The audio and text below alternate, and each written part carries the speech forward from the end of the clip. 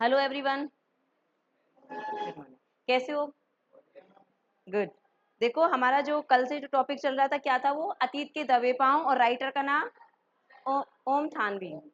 ठीक है, सिंधु घाटी सभ्यता के बारे में हम पढ़ रहे थे, यानी संस्कृति के बारे में पढ़ रहे थे। और इसका एक उपनाम यानी पुराना नाम था मोहनजोदड़ो। ठीक है, देखिए, घाटी सभ्यता संसार में पहली ज्ञात संस्कृति है जो कि कुएं खोदकर भूजल तक पहुंची। इसके मुताबिक केवल मोहनजोदड़ो में 700 के करीब कुएं थे। कितने करीब थे? 700।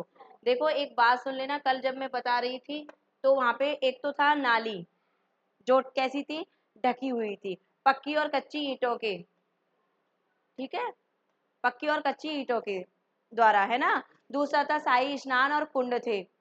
और सभ्यता कैसी थी? कच्ची और पक्की ईंट दोनों के साथ में ही थी, यानी कुछ इसमें पढ़े लिखे लोग या सभ्य वर्ग लोग, संपन्न वर्ग के लोग थे, कुछ इसमें निर्धन वर्ग थे। एक थे इतर। इतर शब्द आया था ना, इतर का मतलब था अन्य। इतर का मतलब था अन्य वर्ग के लोग भी इसमें शामिल थे। ठीक है, देखिए, नदी, कुएं, कुंड और स्नान घर तो बेजोड़ पानी में मिलते ही हैं। ठीक है, निकासी थी। क्या सिंधु घाटी सभ्यता को हम जल संस्कृति कह सकते हैं? क्यों नहीं कह सकते? क्योंकि जब सिंधु नदी है तो जल संस्कृति भी कह सकते हैं। इसका विनाश भी नदी के द्वारा ही हुआ था, सिंधु के ही द्वारा हुआ है, तो इसे हम कह सकते हैं कि जल संस्कृति है। ठीक है, और ये एक संस्कृति का सबसे फेमस नाम था इसका ताम्रयुगीन सभ्यता। ओके, क्या था? ताम्रयुगीन सभ्यता। आगे देखिए, ये एक कुआ है। क्या है ये? कुआ। ध्यान रखना, सुंदर लग रहा है वैसे तो, है ना, मगर समझ नहीं आ रहा होगा आपको। कोई बात नहीं। देखो, बड़ी बस्ती में पुरातन शास्त्री काशीनाथ दीक्षित, ये फेमस नाम है। ओके, इससे पहले आया था राखंदर बनर्जी, ऐसा नाम आया था एक। ठीक है, और ये हैं काशीनाथ दीक्षित के नाम पर एक हल्का डीके जी कहलाता है। इसके घरों की दीवारें क्या था? ऊंची और मोटी हैं, दीवारों के ही उपनाम। ओके, आगे देखिए, मोटी दीवारों का अर्थ था, लगाया जाता था कि उस पर दूसरी मंजिल भी रही होगी। देखो, जैसे हम कहते हैं 1 BH का फ्लैट हो तो उसके ऊपर फ्लैट पे फ्लैट बनाते जाते हैं ना, जैसे हम 3 4 फ्लोर कर देते हैं, उस हिसाब से इसमें भी, यानी पक्का घर है तो उस पर ऊपर घर बनाने की भी गुंजाइश रही होगी, क्योंकि इसमें लिखा हुआ दूसरी मंजिल भी रही होगी। कुछ दीवारों में छेद है जो संकेत देते हैं कि दूसरी मंजिल उठाने के लिए शायद यहाँ सैतीरों की जगह हो। सभी घर ईंट के हैं, एक को आकार की ईंट है 1.24, ठीक है, के अनुपात की। इसका मतलब समझते हो? ईंटों का अनुपात समान अनुपात में। ईंटें ऐसी तो होती हैं, बीच में से ऐसे कुछ नाम सा आ जाता है। ओके, और एक होती है जैसे पत्थर से जब घर बनाते तो वो किस किस में होंगे? ऐसे, इस आकार में होंगे, है ना। ना तो वो ईंट जैसा होगा, ऐसे ही होगा। कई तरह के होते हैं, और जो पहाड़ से काट काट के बनाए जाते हैं उनके साइज ही अलग होते हैं। ठीक है, ये ईंटों में है। देखो, आकार है इस अनुपात की, सभी भट्टी में पकी हुई है। मैंने बोला पकी ईंट कैसी थी? भट्टी में पकाई हुई।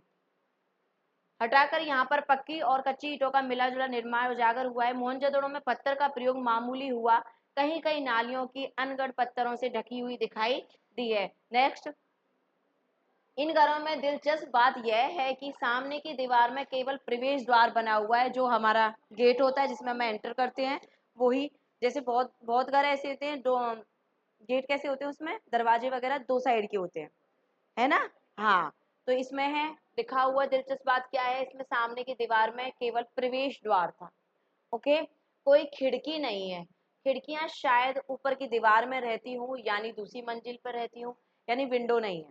ओके, बड़े घरों के भीतर आंगन के चारों तरफ बने कमरों में खिड़कियां जरूर हैं। बड़े आंगन वाले घरों के बारे में समझा जाता है कि वहां कुछ उद्गम होता है। उद्गम का मतलब व्यापार, उद्योग। ठीक है,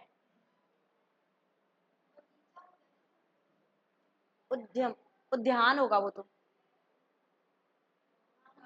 बेटा उद्यान होता है वो।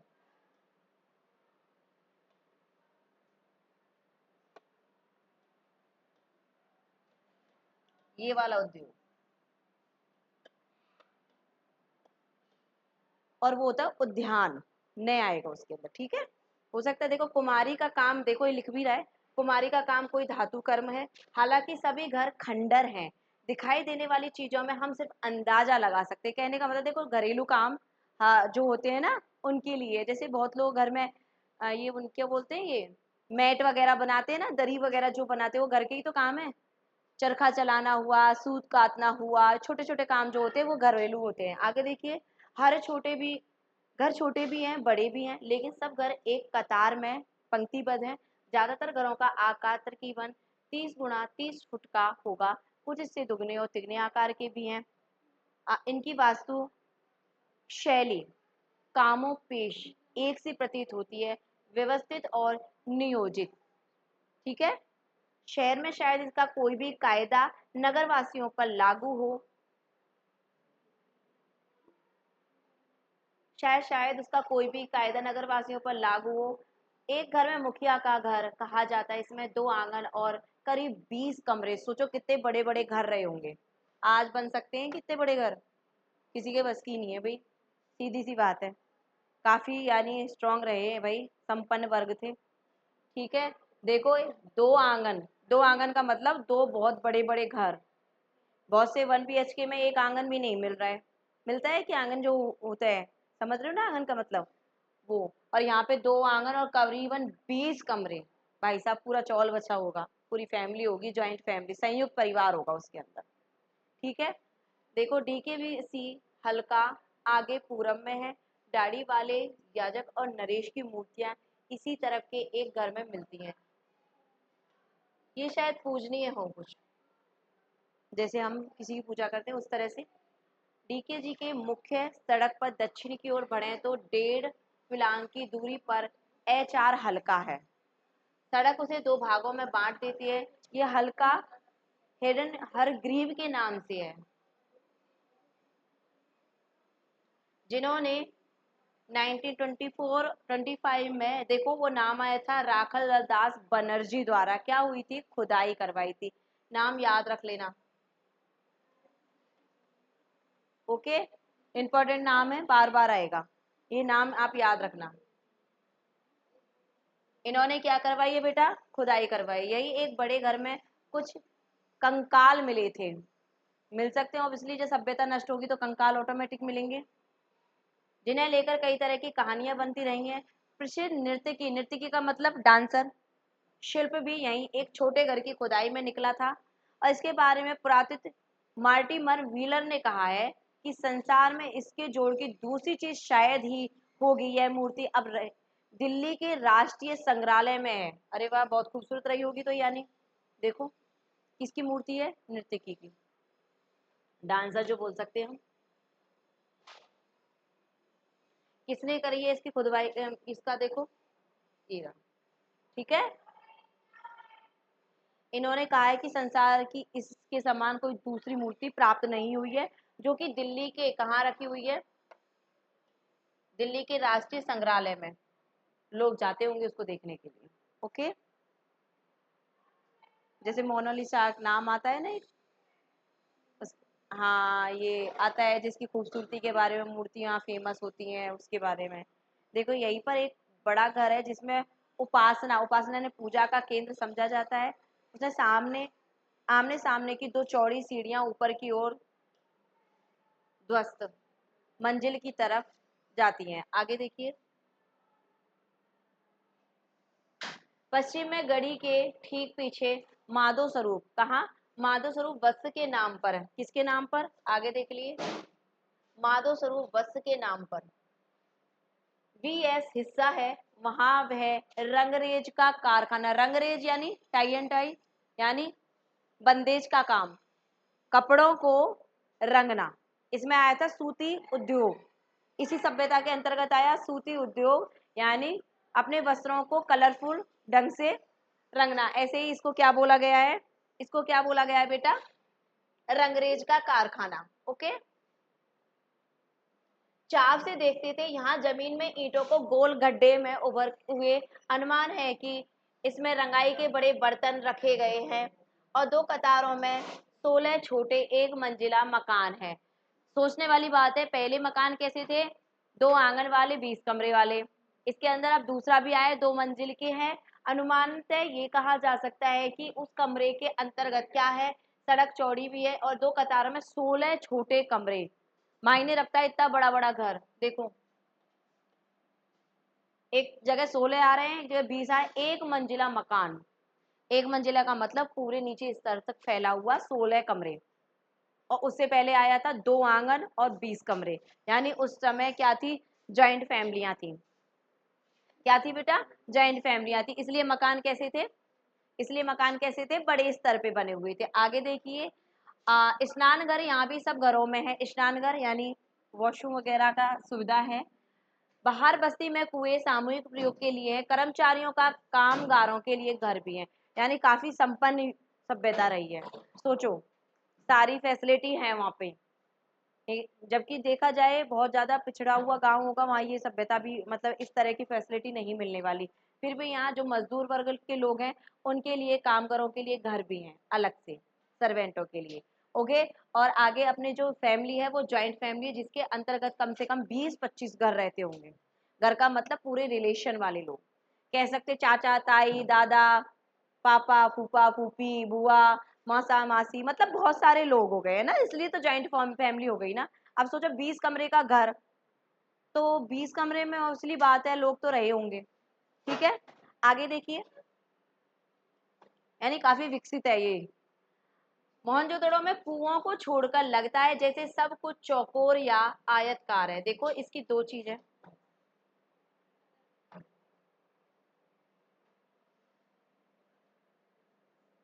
सब कुछ कैसा है, चौकोर या आयतकार है।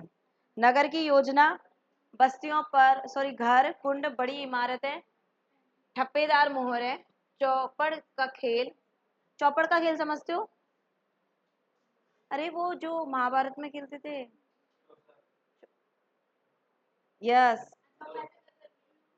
जो यहाँ चार सा बिछा के फिर वो गोटी ऐसे, यस, मामा सुकनी याद किया करो। ओके, कहाँ पे आ गया, महाभारत वाला चौपड़ बिछाया जाता है जिसमें पांडव हार गए थे, द्रौपदी चली गई थी। ओके ओके, पूरा महाभारत रच गया। पहुंच गए आप, ओके वहीं तक बेटा। ठप्पेदार मोहर है, ये सबसे मेन पार्ट है, ध्यान रख लेना, क्योंकि देखो क्वेश्चन पूछे जाएंगे इसमें से। कैसे, उस सभ्यता में क्या क्या विकसित था, क्या क्या नहीं थे, आप अंदाजा लगा सकते हो। गेम्स भी थे, ओके, लोग खेलते थे यानी मनोरंजन भी करते थे।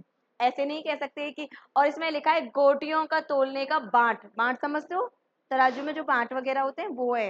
यानी सारी चीजें हैं वही, नाम ही पुराना है मगर है सारी चीजें। ये इंपॉर्टेंट पार्ट है बेटा, थोड़ा सा ध्यान रखना कुछ पॉइंटों को, बाद में जब पढ़ेंगे अपन। ओके, याद करोगे जब।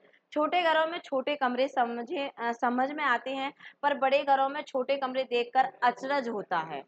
आगे देखिए, इसका एक अर्थ तो यह भी लगाया जा सकता है कि शहर की आबादी काफी रही होगी, और दूसरी तरफ यह विचार सामने आया कि बड़े घरों में निचली भूतल, भूतल यानी जमीन पर, ठीक है, इसका मतलब है जमीन,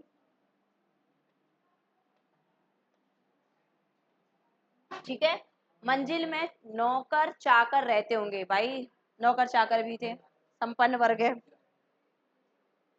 अमेरिकी नृत्य शास्त्री गेगरी प्रोसेल का मानना है कि बड़े घरों के आंगन में चौड़ी सीढ़ियां भी थी। कुछ घरों के ऊपर मंजिल के निशान है पर सीढ़ियां नहीं है, शायद वहां लकड़ी की सीढ़ियां रही हो जो कालांतर में नष्ट हो गई हैं। संभव है ऊपर की मंजिल में ज्यादा खिड़कियां, ऊपर की मंजिल में ज्यादा खिड़कियां और झरों के साथ सज्जा हो रही है। लकड़ी का इस्तेमाल भी बहुत संभव है। पूरे घर में होता है। कुछ घरों के बाहर की तरफ सीढ़ियों के संकेत हैं, यहाँ शायद ऊपर से नीचे अलग अलग परिवार भी रहते हों।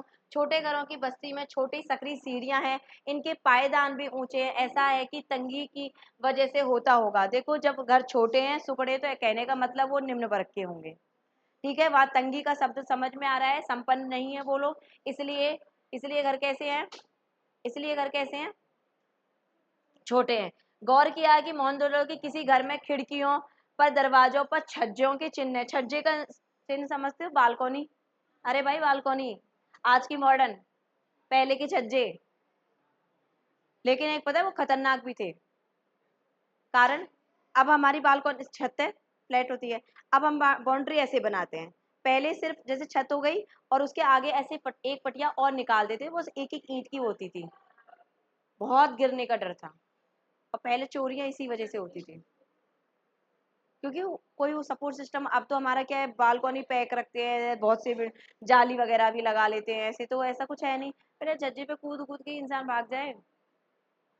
कारण क्या होता था, जैसे घर है, घर की स्थिति कैसी थी, बीच में आंगन ओपन, चारों तरफ कमरे, बीच का आंगन ओपन दिख रहा है ना आपको, छत भी है, छज्जे कैसे खुले मुंह के, कोई कूदेगा आएगा सीधा नीचे जा सकता है, आराम से इजीली जा सकता है और सीढ़ी से ऊपर आ सकता है। यह आज भी पैटर्न है गाँव में, कई जगह पर है।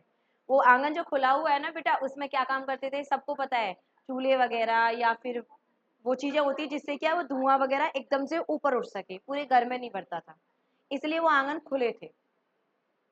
ओके, और आज हमारा मॉडर्न हो गया तो सब कुछ पैकअप, कुछ मिलता ही नहीं है, इसीलिए देखो। और एक चीज और थी फायदा, लाइट नहीं आती थी तो आंगन में सो जाओ, खुला रहता था, अच्छी हवा भी आती थी। ठीक है, अब हमें सोने के लिए कहाँ जाना पड़ेगा, छत पे, जो बर्दाश्त नहीं होती चीजें। आंगन खुले होने से फायदे हैं, बहुत लोग आंगन बहुत बड़ा रखते थे, पेड़ पौधे भी लगा लेते थे वहां पे। आगे देखिए, गौर किया जाए तो मोहनजोदड़ो के किसी घर में खिड़कियों या दरवाजों का छज्जों के चिन्ह नहीं है, इसमें नहीं है, मगर इलाकों के घरों में छाया के लिए ये आम प्रावधान यानी प्रबंध करना होता है। क्या उस वक्त यहाँ इतनी कड़ी धूप नहीं पड़ती होगी, सोचने वाली बात है। दो तरह की धूप बताई थी इसमें, याद करो पीछे।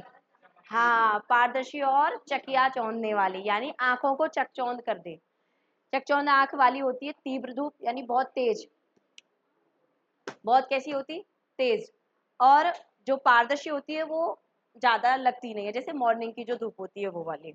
अब सर्दियों में क्या होगी, धूप चुभेगी ही नहीं, आंखों को भी बॉडी को भी, लेकिन हम 1 घंटे से ज्यादा तब भी नहीं बैठ पाते।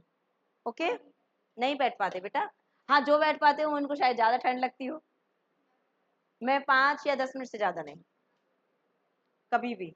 आगे देखिए, गौर किया है कि मोहनजोदड़ो के किसी घर में खिड़कियां, ये हो गया, उस वक्त यहाँ क्या इतनी कड़ी धूप नहीं पड़ी होगी। मुझे मोहनजोदड़ो की जानी मानी मोहरों का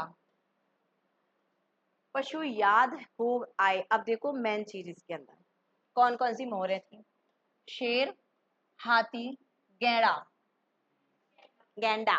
ओके, इस मरुभूमि में हो नहीं सकते। आगे देखिए, क्या इस वक्त जंगल भी थे। अब सोचो, अनुमान लगाया जा रहा है, सिर्फ अनुमान पे ही चल रहा है ये चैप्टर अभी हमारा, कि जंगल भी रहे होंगे। यह तथ्य स्थापित हो चुका है कि यहाँ अच्छी खेती होती है।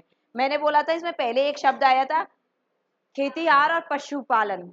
खेत करना और पशु पालना दो ही सभ्यता के लिए था, एक क्या क्या पैदावार में अन्न जौ चावल था। ठीक है, आगे देखिए, और लोगों के बारे में ये नहीं जानते, आयरन के बारे में नहीं जानते थे। क्या नहीं जानते, किसके बारे में जानते थे, यस, तांबरी और पत्थर, दो चीजों का सबसे ज्यादा यूज था इनके यहाँ। एक तो था पत्थर के हथियार बनाना, दूसरा था तांबे का हथियार या तांबे की वस्तुएं बनाना, धातु से कोई निर्मित चीजें करना। अपेक्षा किसके, लोह के। लोह नहीं जानते थे, उसके बारे में नहीं समझते थे। दूसरे, मोहनजोदड़ो की किसी खुदाई में नहर होने का प्रमाण भी नहीं मिलते, यानी बारिश उस काल में काफी होती होगी, या बारिश घटते हुए कुओं के अत्यधिक इस्तेमाल से भूतल यानी जमीन के नीचे भी जल पहुंच चला गया होगा। क्या पानी के अभाव में यह इलाका उजड़ा और उसके साथ सिंधु घाटी की समृद्धि भी समाप्त हो गया। अब ये क्वेश्चन मार्क है सभ्यता के ऊपर, या तो वो सभ्यता जल के अकॉर्डिंग समाप्त हुई है या सूखे के। यहाँ नदी नहीं दिख रही है, अगर यानी इसमें बारिश ज्यादा रही है, भूतल में यानी जमीन में गहराई तक पानी का चला जाना, तो कहने का मतलब या तो उजाड़ हो गई है वो इस अपेक्षा, या सिंधु घाटी की समृद्धि। सिंधु घाटी नदी तो है, उसके अकॉर्डिंग क्वेश्चन मार्क है। अभी इसके ऊपर आगे समझते हैं इसको। मोहनजोदड़ो में इस उस रोज हवा बहुत तेज बह रही थी, किसी बस्ती के टूटे फूटे घर में दरवाजे या खिड़कियों के सामने से हम गुजरे तो ऐसा साए साए की ध्वनि, हवा की लय, ये हवा की ध्वनि है भैया, ध्वनि हवा की लय साफ पकड़ में आती थी, वैसे ही जैसे सड़क पर किसी वाहन से गुजरती हुई किनारे की पटरी पे अंतरालों में रह रहकर हवा की लयबद्ध थपेड़े सुनाई देते हैं। देखो, जब हमें बहुत ज्यादा ठंड लग रही होती है और हवा ठंडी लगे तो वो वाकई में ऐसा लगता है जैसे चपेट पड़ी हो गाल पे, सुन्न हो जाते हैं ना एकदम, जैसे बाइक, सबसे बड़ा एग्जाम्पल।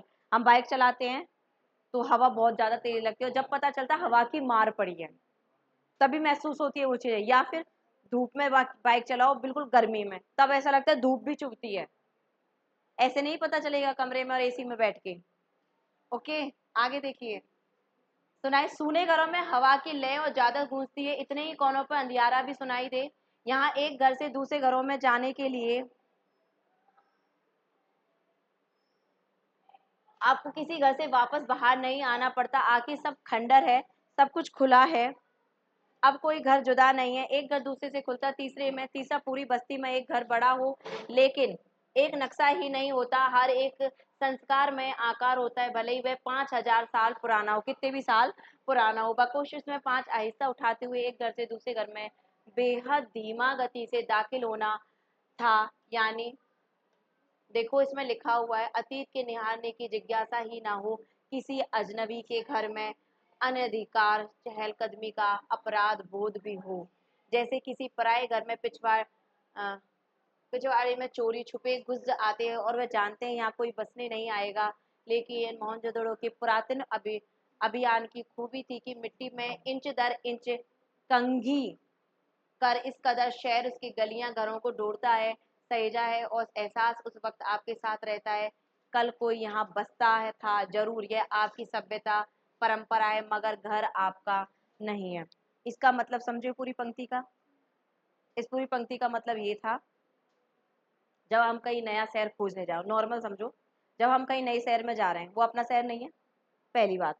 दूसरा, हम सिर्फ घूमने के पर्पज से गए और हमने जब सारी चीज़ों को देखा, मान लो हमने कोई बड़ी हवेली देखी, ठीक है, कोई महल देखा, हम खुश हुए, लेकिन लगा कैसा, हमारा थोड़ी ना है। अचानक से जब वो तो चोरों वाली फीलिंग आई, इसमें क्या लगा, दबे पांव अतीत को देखना, ऐसा फील करना कि यहाँ पर पहले कोई रहा होगा। जैसे महलों को देख के अंदाज लगाया जा सकता है कि कहीं यहाँ राजा रहा हो, राजा का शासन रहा है, वो चीजों को समझना। हम जाएंगे अतीत में ही तो गए, हम देखने गए उस चीज को कि वहां पहले कोई एक शासन रहा हो या एक बस्ती रही है या बहुत सारे लोग रहे हैं। किसी भी किले को जब तुम देखने जाओगे, जैसे चित्तौड़गढ़ जाओ आप, वहाँ किले को देखो, वहां जाते ही अगर आपको स्टोरी याद है तो आपको पूरी जहन में वो स्टोरी याद आ जाएगी कि यहाँ ऐसे रानी रही है, यहाँ राजा था, यहाँ शासन काल था, यहाँ ये था। तो उसको बोला गया अतीत में दबे पांव होके उस सभ्यता के बारे में जानना। ऐसा लगता है हमारा ना होकर भी बहुत कुछ अपना है, और बहुत कुछ अपना ना होकर भी हमारा कुछ नहीं है, क्योंकि यहाँ पहले कोई और था। आया ये टॉपिक, ये वाला यहाँ तक वाला। ओके, कोई डाउट? आगे करेंगे कंटिन्यू। Okay, thank you.